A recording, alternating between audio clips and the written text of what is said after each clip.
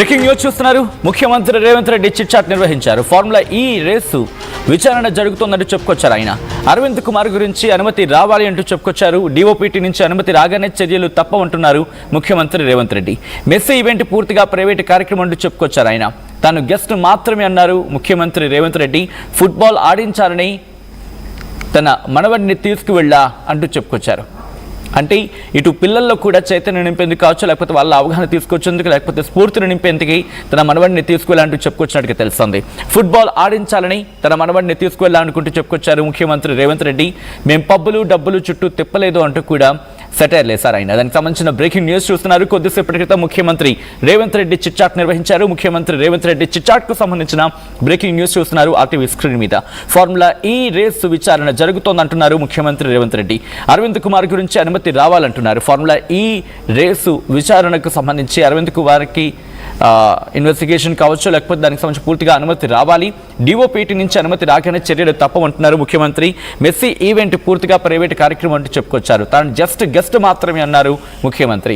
Football ఆడించాలని తన మనవడిని తీసుకువెళ్లాలంటూ clarity ఇచ్చారు ఆయన.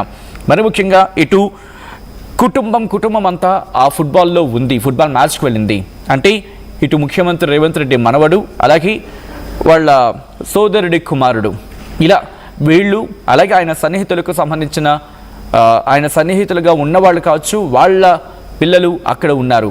అంటే పూర్తిగా ఇది కుటుంబ కార్యక్రమం లేకపోతే పార్టీ కార్యక్రమంగానే ఉంది తప్ప ఇది కంప్లీట్గా బయట నుంచి ఎవరంతగా లేరు అనే kind of version social media వేదికగా వినిపించింది. సో ఈ నేపథ్యంలో ఆయన కౌంటర్ ఇచ్చే ప్రయత్నం చేశారు. అయితే తన మనవడి విషయంలో మాత్రం ఆయన క్లారిటీ ఇచ్చారు. ఫుట్బాల్ ఆడించాలని తన మనవడిని తీసుకువెళ్ళాలంటూ చెప్పుకొచ్చారు ఆయన. అయితే దాని వెనకాల కూడా ఒక సదుద్దేశం ఉందంటూ చెప్పుకొచ్చారు. ఇటు తన మనవడిని తీసుకుని వెళ్ళడం వెనకాల ఇటు స్పోర్టింగ్ స్పిరిట్ని ఎంకరేజ్ చేయడమే, పిల్లల్లో స్పోర్టింగ్ స్పిరిట్ని ఎంకరేజ్ చేయడంలో భాగంగానే తీసుకువెళ్ళానంటూ కూడా చెప్పుకొచ్చినట్టుగా తెలుస్తోంది.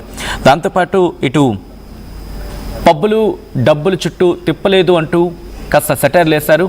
అసలు ఏం జరిగింది డీటెయిల్గా, దాంతోపాటు ఇంకా ఎటువంటి వ్యాఖ్యలు చేశారు, ఇంకా ఏమేమన్నారు, జరుగుతున్న పంచాయతీ ఎన్నికలకు సంబంధించి ఇన్ఫాక్ట్ ఆ రిజల్ట్స్ వచ్చేసాయి. ఆ సంబరాలు జరుపుకుంటున్న తరుణంలో పంచాయతీ ఎన్నికలను ఉద్దేశించి ఆయన ఏమైనా వ్యాఖ్యలు చేయడం జరిగిందా, ఇంకా చిట్చాట్లు ఏమన్నారు, డీటెయిల్గా తెలుసుకుందాం.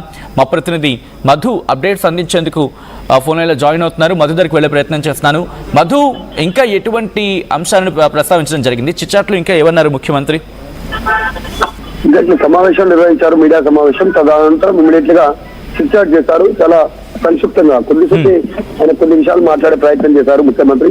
మొత్తం గ్రామ పంచాయతీలకు సంబంధించినటువంటి విషయం పైన ప్రెస్ కాన్ఫరెన్స్ నిర్వహించిన తర్వాత మీడియా అడిగినటువంటి కొన్ని క్వశ్చన్స్ కి, క్యూరియాసిటీ ఉన్నటువంటి కొన్ని క్వశ్చన్స్ పైన, ముఖ్యంగా ఫార్ములా ఈ రేస్ కి సంబంధించి ఆయన మాట్లాడే ప్రయత్నం చేశారు. అరవింద్ కుమార్ కి సంబంధించి అనుమతి రావాలి, కేటీఆర్ కి సంబంధించి అనుమతి వచ్చింది, తర్వాత డిఓపిటి నుంచి అనుమతి రాగానే చర్యలు ఉంటాయనేటువంటి. అరవింద్ కుమార్ ఐఏఎస్ ఆఫీసర్ కాబట్టి డిఓపిటి నుంచి అనుమతి రాగానే చర్యలు ఉంటాయి. దీనికి సంబంధించినటువంటి పూర్తి సిద్ధంగా ఉన్నారు అధికారులు, దానిపైన దర్యాప్తు చేస్తా ఉన్నారు, ఇప్పటికే పలు నివేదికలు ఇచ్చారనేటువంటి స్టేట్మెంట్ చేశారు. తర్వాత ఈ మధ్య కాలంలో జరిగినటువంటి ఫుట్బాల్ ఈవెంట్ గోట్ ఏదైతే మెస్సీ వచ్చారో వాటిపైన మనవడిని తీసుకెళ్లి ఫుట్బాల్ ఆడించారు, తర్వాత ప్రైవేట్ కార్యక్రమం, ప్రభుత్వ నిధులు వెచ్చించారు అనేటువంటి చర్చ జరిగింది. ఈ అంశానికి సంబంధించి కూడా క్లారిటీ ఇచ్చారు ఆయన. అది పూర్తిగా ప్రైవేట్ కార్యక్రమం, నేను కేవలం గెస్ట్ గానే అక్కడికి మాత్రమే వెళ్ళాను, అది నేను ప్రభుత్వానికి సంబంధించినటువంటి ముఖ్యమంత్రి హోదాలో ఏమీ హాజరు కాలేదు, ప్రభుత్వ కార్యక్రమం అసలే కాదు.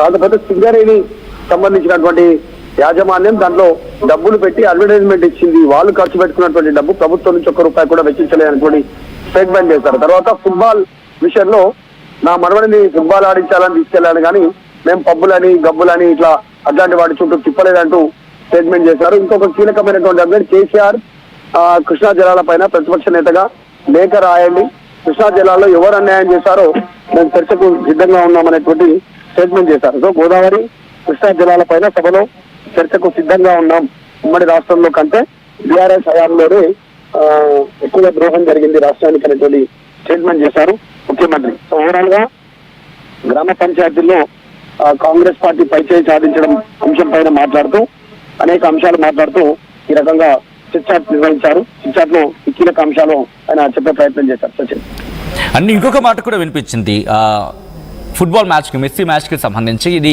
కాంగ్రెస్ పార్టీకి సంబంధించిన కీలక నేతలు వాళ్ళ పిల్లలై దాంట్లో కనిపించారు తప్ప బయట వాళ్ళకి ఎక్కడ అంతగా అక్కడ చోటు లేదు. ఇంకా చెప్పాలంటే ముఖ్యమంత్రి రేవంత్ రెడ్డి కుటుంబ సభ్యులు వాళ్ళ పిల్లలు మాత్రం అక్కడ కనిపించారనేది. దీనికి ఇంకా ఎటువంటి కౌంటర్ ఇచ్చారు ఆయన? అంటే తన మనవడి గురించి ప్రస్తావించారు, కుటుంబం గురించి ఇంకా ఏమైనా ప్రస్తావించడం జరిగిందా? అంటే రేవంత్ రెడ్డి మనవాడు ఎవరైతే ఫుట్బాల్ మెస్సీతో ఆడాడో ప్రాక్టీస్ సంబంధించినటువంటి కొంచెం ప్రాక్టీస్ రిజల్ట్స్ బయట వైరల్ అయ్యాయో, అధికారం ఒక్కటే మారింది, గతంలో ఏం జరిగిందో ఇదే జరిగింది అనేటువంటిది. గతంలో కేసీఆర్ మనవడు అప్పుడు భద్రాచలానికి తలంబరాలకు సంబంధించి తీసుకెళ్లడము, సెక్రటరియట్ కి సీఎం కాన్వాయ్లో వెళ్ళడము ఇట్లాంటి జరిగాయి. అప్పుడు తీవ్రమైనటువంటి విమర్శలు చేశారు. అప్పుడు ప్రతిపక్షంలో ఉన్నటువంటి రేవంత్ రెడ్డి కేసీఆర్ మనవడి పైన, కేసీఆర్ కొడుకు పైన.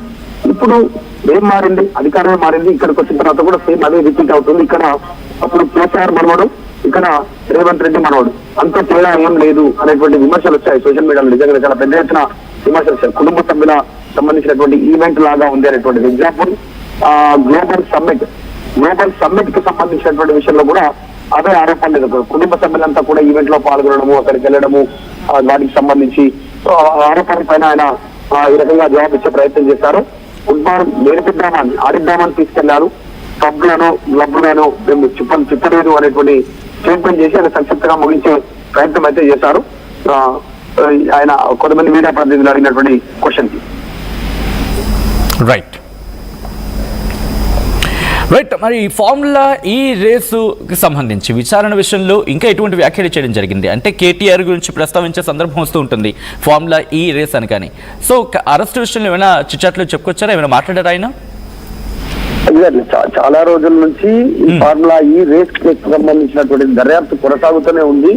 అధికారులు చాలా లోతైనటువంటి దర్యాప్తు చేశారు. వారి దగ్గర సరైనటువంటి ఆధారాలు ఉన్నాయి అనేటువంటిది గతంలో లాస్ట్ టైం మీడియా సమావేశం నిర్వహించిన సందర్భంలో ముఖ్యమంత్రి చిట్చాట్ లో భాగంగా ఇదే కామెంట్ చేశారు. ఇప్పుడు దాదాపు అదే ఫార్ములా ఈ రేస్ కు సంబంధించి డిఓపిటి నుంచి అనుమతులు రాగానే, కేంద్రం నుంచి అనుమతులు వచ్చిన వెంటనే అరవింద్ కుమార్ విచారణ కూడా చేయాల్సినటువంటి అవసరం ఉందనేటువంటిది. ఎందుకంటే అప్పుడు మంత్రిగా కేటీఆర్ ఉంటే ఐఏఎస్ అధికారిగా కీలకమైనటువంటి అధికారిగా అరవింద్ కుమార్ ఉన్నారు. ఆయన ఆధ్వర్యంలోనే వీటికి సంబంధించిన నిధులు ట్రాన్స్ఫర్ అయ్యాయి ఆర్బీఐ నిబంధనలను ఉల్లంఘించి. కాబట్టి ఆయన ఆధ్వర్యంలో ఆయనను విచారిస్తే ఇంకా మరికొన్ని కీలకమైనటువంటి విషయాలు బయటకు వచ్చే అవకాశం ఉంది అనేటువంటిది. మరి ఆదేశాలు, ఎలాంటి ఆదేశాలు ఇచ్చారు? కేటీఆర్ మంత్రిగా ఉన్నటువంటి సంబంధంలో, మున్సిపల్ ఐటీ శాఖ మంత్రిగా ఉన్న సందర్భంలో మౌఖిక ఆదేశాలు అయితే ఏం చేయడానికి లేదు కేటీఆర్. కానీ ఒకవేళ ప్రాతపూర్వకమైనటువంటి ఆదేశాలు కానీ లేకుంటే మెయిల్ రూపంలో కానీ ఏదైనా ఆదేశాలు వచ్చుంటే మాత్రం వాటిపైన డీటెయిల్స్ తీసుకోవడానికి ఆయన విచారణను తీసుకునే అవకాశం ఉంది. ఫ్యూచర్ లో ఖచ్చితంగా దీంట్లో శిక్ష పడేటువంటి అవకాశం ఉంది. నిధుల దుర్వినియోగం జరిగింది, క్విడ్ ప్రోకో జరిగింది అనేటువంటి ఆరోపణలు చేస్తా ఉన్నారు మొదటి నుంచి కూడా.